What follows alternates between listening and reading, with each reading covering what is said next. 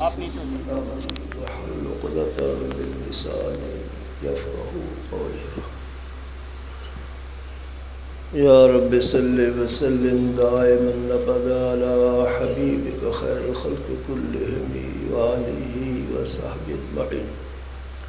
میرے محترم بزرگوں دوستوں عزیزوں، جو بیانات آپ سن رہے ہیں مجھے تو ایسے بیان کرنے کی عادت نہیں. جلسوں میں چھوٹی چھوٹی مجلسوں میں ہم کچھ بیان کر دیتے ہیں بے ترتیب سے. ان حضرات کا فرمان ہے، اس کی تعمیل بھی ضروری سمجھتا ہوں، تو مختصر سے وقت میں تھوڑی سی باتیں حضرت مولانا محمد نواز صاحب دامت برکاتہ العالیہ کے بیان سے مستفید چیزیں عرض کروں گا. نصیحت کا لفظ بولنے تو نصیحت کی ایک بات کہوں گا محض اللہ پاک کی توفیق سے. جہاں تک نصیحت کا تعلق ہے، اس میں اشارہ تھا طلباء کی طرف کہ طلباء کو کوئی نصیحت، بہت سی نصیحتیں ہم اپنے اکابر سے سنتے رہتے ہیں. بس میں بس تاری بڑی مہربانی، کم از کم کسی کو معاف کر دیا.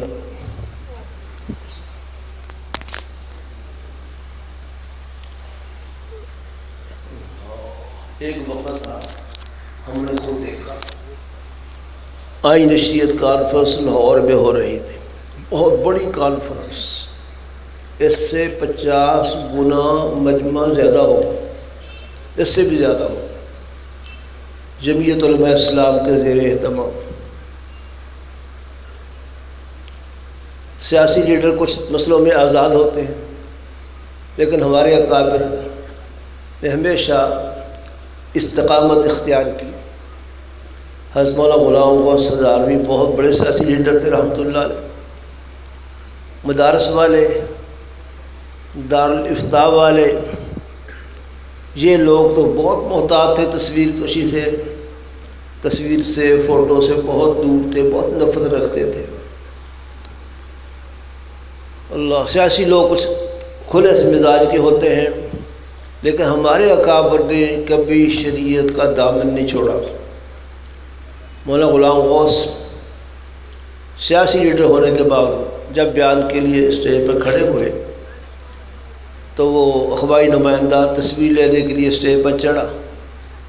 مولانا غلام غوث اس کو مارنے کے لیے اس کے پیچھے بھاگے، اس نے بھاگ کے جان بچائی. تمام لوگوں کے سامنے یہ بات آ گئی کہ علماء تصویر فوٹو کو حرام سمجھتے ہیں. اللہ کرے ہم بھی اس کو روکنے والے بنے. صاف صاف حدیث میں آپ صلی اللہ علیہ وسلم نے بخاری شریف میں ارشاد فرمایا، جس گھر میں تصویر یا کتا ہے وہاں فرشتے داخل نہیں ہوتے. جن بھوت آتے ہیں، فرشتے داخل نہیں ہوتے. شاہ اسماعیل شہید رحمۃ اللہ علیہ، شاہ ولی اللہ محدث علوی کے پوتے، بہت چھوٹی عمر میں تھے، گودی اٹھائے جاتے تھے لیکن بات چیت کرتے تھے. ان کے گھر کا نوکر یا کوئی خادم کو صبح صبح سیر کے لیے باہر لے کے پھر رہا تھا اس بچے کو، شاہ اسماعیل شہید کو. ایک اپ ٹو ڈیٹ اور میم صاحب آپ بھی سیر کر رہے تھے، کتا بھی ان کے ساتھ تھا، شوق سے کتا رکھا ہوا ہوتا بعض لوگوں نے. تو کہیں اس خادم نے پوچھ لیا اس سے، کتا تم نے کیوں رکھا ہے، تو جائز نہیں ہے؟ اس نے کہا، مولوی کہتے ہیں کہ جس گھر میں کتا ہو، جہاں کتا ہو، فرشتے نہیں آتے. ہم نے کتا رکھا ہوا ہے، نہ فرشتے آئیں گے نہ جان نکالیں گے، ہمیشہ زندہ رہیں گے. آپ کی طرف سے بڑی اعلیٰ بات کہی.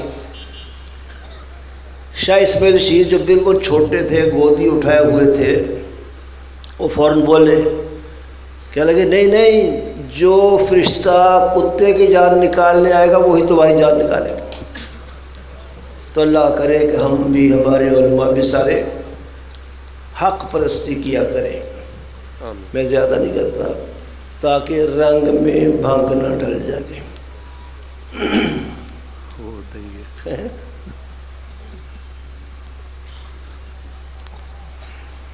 نصیحت کی بات میں نے کری تھی، طلباء کے لیے نصیحت یہ ہے، محنت ٹھیک ہے، پڑھنا پڑھانا، تکرار مطالعے کی پابندی ٹھیک ہے، کتابوں کا، قرآن کا، مدرسے کا، مسجد کا ادب کرنا ٹھیک ہے، اس کے خلاف کرنے سے علم میں کبھی برکت نہیں آتی۔ لیکن سب سے بڑی اہم بات، اپنے اساتذہ کا ادب، خدمت اور راحت رسانی ضرور کیا جائے، اس سے صحیح علم حاصل ہوگا۔ بلکہ ایسا بھی ہوتا ہے محنت کرنے والے پیچھے رہ جاتے ہیں، ادب اور خدمت کرنے والے آگے بڑھ جاتے ہیں۔ دارالعلوم دیوبند میں ایک بنگالی طالب بھی پڑھتا تھا، پرلے درجے کا کون ذہن، نہ کوئی بات اس کو سمجھ آتی تھی نہ یاد ہوتی تھی، لیکن اساتذہ رعایت کرتے ہوئے اس کو ہر سال اگلی کلاس میں داخل کر لیتے تھے۔ اساتذہ کا خدمت گار تھا، اساتذہ کی تعظیم، ادب، یہ چیز اس میں بہت زیادہ تھی۔ پہلی کلاس بھی ایسی گئی، دوسری بھی گئی، تیسری بھی گئی، حتیٰ کہ دورہ حدیث تک پہنچ گئے۔ اس کو کچھ سمجھ نہیں آیا۔ اب دورہ حدیث کی تقریب ہوئی، جیسے آپ کی یہاں تقریب ہو رہی ہے، دستار بندی کا وقت آیا، طلبہ اچھے اچھے کپڑے پہن کے دستار بندی کے لیے آگے ہو کے بیٹھے، جیسے ہمارے بچے بیٹھے۔ وہ بنگالی طالب جس کو کچھ سمجھ نہیں آتی تھی، وہ ایک طرف بیٹھا رو رہا تھا، باقی لوگ بڑے خوش ہوئے، وہ بیٹھا رو رہا ہے ایک طرف۔ استاد دیکھا کہ یہ رو رہا ہے، اس سے پوچھا تم کیوں روتے ہو؟ وہ کہنے لگا جی میرے 8-10 سال دیوبند میں گزر گئے، میں کل ذہن ہوں، مجھے کچھ سمجھ نہیں آیا، کچھ یاد نہیں ہوا۔ اب میں گھر جاؤں گا، میرے والدین میرے عزیز کہیں گے دیوبند کا فاضل بن کے آیا۔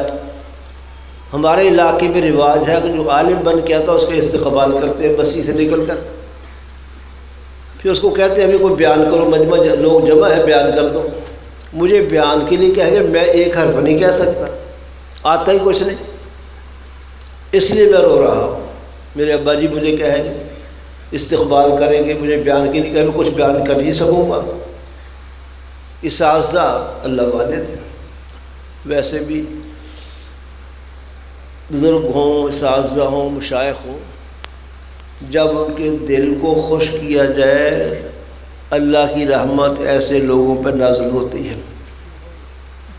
حضرت بریلوی رحمہ اللہ کا تو ایک اور عنوان ہوتا تھا، فرمایا جو اللہ والوں کی خدمت کرتے ہیں، جب دعا کے لیے ان کے لیے ہاتھ اٹھتے ہیں، وہ دعا عرش سے نیچے نہیں ٹھہرتی، ان کا کام بن جاتا ہے۔ تو اساتذہ متوجہ ہوئے، دیکھا کہ بچہ رو رہا ہے، دعا کر دی سب نے، دستار بندی ہو گئی، طلبہ گھروں کو چلے گئے، یہ بنگالی بھی چلا گیا۔ بڑا استقبال ہوا، بسی سے باہر آ کے لوگوں نے استقبال کیا، باپ نے بڑی خوشی کا اظہار کیا۔ باپ نے کہا بیان کرو، بیان کرنے لگے، پتہ نہیں کہاں سے مضامین آئے، بہترین شستہ زبان سے ان کو بیان کیا، اور مجمع پر اس کے علم کی دھاک بیٹھ گئی کہ بہت بڑا عالم بن کے آیا۔ وہ کہتے مجھے خبر نہیں الفاظ کہاں سے آ رہے تھے۔ خیر کچھ عرصے کے بعد اس نے مدرسہ بنایا، کچھ پڑھایا، کچھ استاد رکھا، اور بڑا اور استاد پڑھاتے گئے، حتیٰ کہ دورہ حدیث تک مدرسہ پہنچ گیا، طلبہ کی تعداد بھی اچھی خاصی۔ اور اس نے ساری کتابیں پڑھائی. اب دورے والے سال بخاری شریف وہی پڑھا رہا تھا. بخاری شریف پڑھانے کے دوران ایک آدمی آیا, سلام کر کے پاس بیٹھ گیا. یہ صاحب بنگالی کہتے میں بخاری کا سبق پڑھاتا رہا, کہ بعد بھی بات چیت کروں گا. کچھ بیٹھنے کے بعد اس نے رونا دھونا شروع کر دیا. آئے مہمان نے, سبق کے بعد میں نے پوچھا کہ آپ کیوں رو رہے ہیں؟ اس نے کہا کہ آپ مجھے پہچان نہیں سکے, میں 8-10 سال تمہارے ساتھ دیوبند میں پڑھا ہوں اور ذہین طالب شمار ہوتا تھا. علمی استعداد میری اچھی سمجھی جاتی تھی, اور آپ پرلے درجے کے کونزین تھے, لیکن آپ اساتذہ کی خدمت کرتے تھے. میری زندگی ایسی گزری ہے, ذہین فطین ہونے کے باوجود آج تک کسی نے مجھ سے بسم اللہ بھی نہیں سیکھی, اور اللہ نے آپ کو اساتذہ کی ادب خدمت کی برکت سے آپ کو بخاری کا استاد بنا دیا.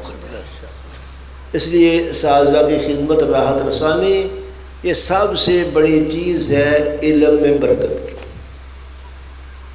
کچھ علماء کا مولانا نواز صاحب ذکر کر رہے تھے, حق پرست علماء, نہ دبنے نہ جھکنے والے علماء. ایک دو عالموں کی بات میں آپ سے عرض کرتا ہوں مختصر سے انداز میں. ہمارے حضرت شیخ التفسیر امام الاولیاء حضرت مولانا احمد علی لاہوری رحمۃ اللہ علیہ, جن کی قبر سے 6 ماہ تک جنت کی خوشبو آتی رہی, دین کی بڑی خدمت کی, قرآن کی بڑی خدمت کی, جہاد بہت کیے, انگریز کے خلاف تحریکیں چلائی, 11 سال جیل میں گزارے, اور انگریز ان کو بڑی اذیتیں دیتا تھا. برف کے علاقوں میں ان کے برہنہ بدن کو کئی گھنٹے رکھا جاتا تھا. برف کا 10 منٹ پکڑنا ہاتھ میں مشکل ہوتا ہے, کئی گھنٹوں سے برف کے علاقوں میں رکھے گئے تھے. انگریز افسر نے مزاحن پوچھا, مولانا کیا حال ہے؟ حضرت تو اللہ کے شیر تھے, ان کے بدن میں اللہ کی ذات کے علاوہ کسی کا خوف نہیں تھا. کوئی سخت لفظ نہ نکل جائے. وہ حکومتوں کو, انگریز کی حکومت کو جوتے کی نوک پہ رکھتے تھے, پرواہ نہیں کرتے تھے. جب انگریز افسر نے پوچھا مزاحن کہ مولانا کیا حال ہے, کئی گھنٹوں سے برف میں تھے, فرمایا تم میرا کیا حال پوچھتے ہو؟ جسم شن ہو گیا ہے, بدن بالکل ٹھنڈا ہو گیا ہے, لیکن ایمان گرم ہو گیا. کسی حال میں ان کے استقلال میں فرق نہیں آتا. سن 74 میں مفتی محمود صاحب, حسن مولانا عبید اللہ انور اور دیگر کچھ علماء کو شہری, کچھ طلباء لاہور شیراں والا قاسم علوم مدرسے میں بیٹھے تھے. ایک حاجی صاحب ان بزرگوں کے پاس بیٹھے تھے. انہوں نے گفتگو کرتے ہوئے یوں رومال لہرایا, اسے بڑی بہترین خوشبو مہکی. مفتی صاحب پوچھتے حاجی صاحب یہ خوشبو کبھی ایسی دیکھی نہیں, اتنی اچھی اس کی مہک ہے, کہاں سے خریدی آپ نے, کہاں سے لی ہے؟ ادھر حسن مولانا عبید اللہ عنہ کو دیکھا, وہ رو رہے تھے, آنکھوں سے آنسو جاری تھے. حاجی صاحب کہنے لگے مفتی صاحب یہ خوشبو میں نے بازار سے نہیں خریدی. جس دن ہمارے حسن لاہوری کا انتقال ہوا, قبر تیار ہوئی, میں نے قبر پر یہ رومال ایک دفعہ اس طرح پھیرا تھا, آج 12 سال ہو گئے اس کی خوشبو ختم نہیں ہوئی. اس کی بہت بڑے مجاہد تھے. اور ان کے شیخ حضرت مولانا تاج محمود امروٹی رحمۃ اللہ علیہ انگریز کے خلاف تحریکیں چلاتے تھے. انگریز کے خلاف جہاد کرنے کے لیے بہت سے گھوڑے پال رکھے تھے, مجاہدین تیار کرتے تھے. آج بھی جا کے آپ دیکھیں کبھی, وہاں ایک مسجد ہے جو نہر کے اندر ہے, حضرت امروٹی کے ایمان استقامت کی گواہی دے رہی ہے.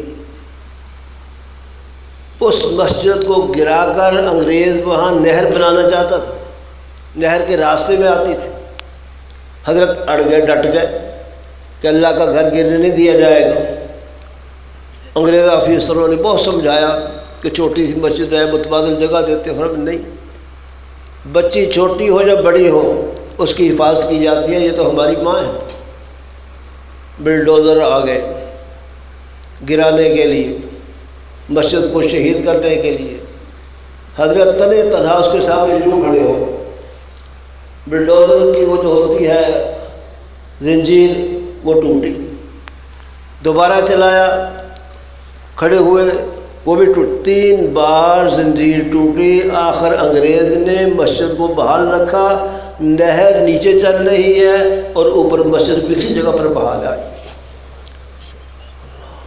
بہت بڑے بہادر تھے۔ وائسرائے ہند، ہندوستان کا انگریز بادشاہ جو تھا اس وقت، اس نے ایک سکھ آفیسر کو، پولیس آفیسر کو بھیجا کہ مولانا امروٹی کے پاس جاؤ، اور ان کا جو گھوڑا ہے، سب سے بہترین گھوڑا ہنس کا تھا، بہت بہترین، وہ خرید رہا ہے میں نے، مولا کہو کہ میرے ہاتھ فروخت کر دیں۔ وہ آیا، وائسرائے ہند کا پیغام پہنچایا، آپ کے گھوڑے کو خریدنا چاہتے ہیں، منہ مانگی قیمت دیں گے۔ فرمایا جس طرح تو اس کا پیغام لایا، میرا پیغام میرے لفظوں میں اس کو پہنچانا، اس کو کہے کہ میں نے گھوڑے انگریز کے خلاف جہاد کے لیے تیار کیے ہیں، وہ میرا گھوڑا لینا چاہتا ہے، میں آنکھوں میں ڈالنے کے لیے گھوڑے کا پیشاب دینے کے لیے تیار نہیں ہوں۔ اللہ پاک نے ایسی جرأت ایمانی نصیب فرمائی تھی، اور اندر باطن ایسا نورانی تھا۔ حضرت فرماتے تھے کہ میری خانقاہ کے حدود میں جو آ جائے گا اس کو ایمان ضرور نصیب ہوگا، جو وہاں گیا ہے خواہ دشمنی کے لیے، آخر ایمان لایا۔ ایک دفعہ ایک مینار ہے وہاں، مولانا سندھی کے زمانے کا، دیکھا ہے میں نے، اس پہ چڑھ کر ایک بڑی دائی رکھی ہوئی صاحب نے اذان دی، اذان کے وقت حضرت امروٹی فرمایا اس خبیث کو گھسیٹ کے میرے پاس لاؤ۔ اس کو لائے، کہا تو مجھے دھوکہ دیتا ہے، مجھے اللہ نظر دے رکھی ہے، تو انگریز ہے، عیسائی ہے، کافر ہے، تو دھوکہ دے کے اذان دے رہا ہے۔ اس کو ڈانٹ پلائی، اللہ پاک نے اس کو بھی ایمان نصیب فرما دیا۔ اللہ پاک ان علماء حق کے درجات کو بلند فرمائے۔ اسی پہ اکتفا کرتے ہیں، ہم سب کو ہمیشہ حق پرستی نصیب فرمائے، ہمارے علماء کو، ہمارے طلباء کو ایسے حق پرست علماء کی تابعداری نصیب فرمائے۔